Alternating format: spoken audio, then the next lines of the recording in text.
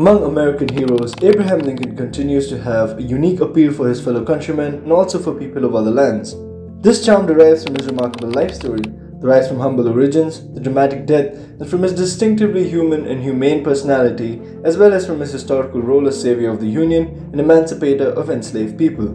On his 212th birth anniversary, we take a look at some lesser-known facts about the iconic American statesman and lawyer who served as the 16th President of the United States.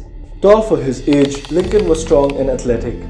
Defeated only once in approximately 300 wrestling matches, Lincoln reportedly talked a little smack in the ring. Lincoln's grappling exploits earned him an outstanding American honor in the National Wrestling Hall of Fame.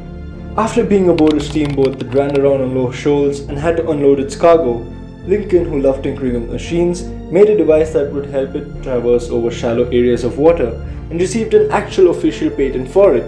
When Confederate troops attacked Washington, D.C. in July 1864, Lincoln visited the front lines at Fort Stevens.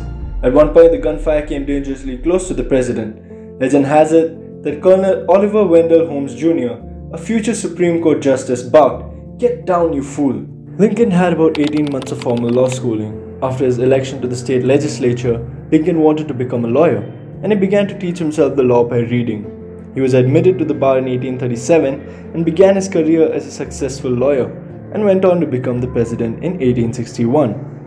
A few months before John Wilkes Booth assassinated Lincoln, the president's oldest son, Robert Todd Lincoln, was saved from a deadly fate by the famous actor Edwin Booth, who pulled him up from the open space between the platform and a moving train. Edwin Booth was none other than the brother of the infamous John Wilkes Booth. On April 14, 1865, Lincoln signed a legislation creating the U.S. Secret Service. That evening, he was shot at Ford's Theater. Even if the Secret Service had been established earlier, it wouldn't have saved Lincoln. The original mission of the law enforcement agency was to combat widespread currency counterfeiting.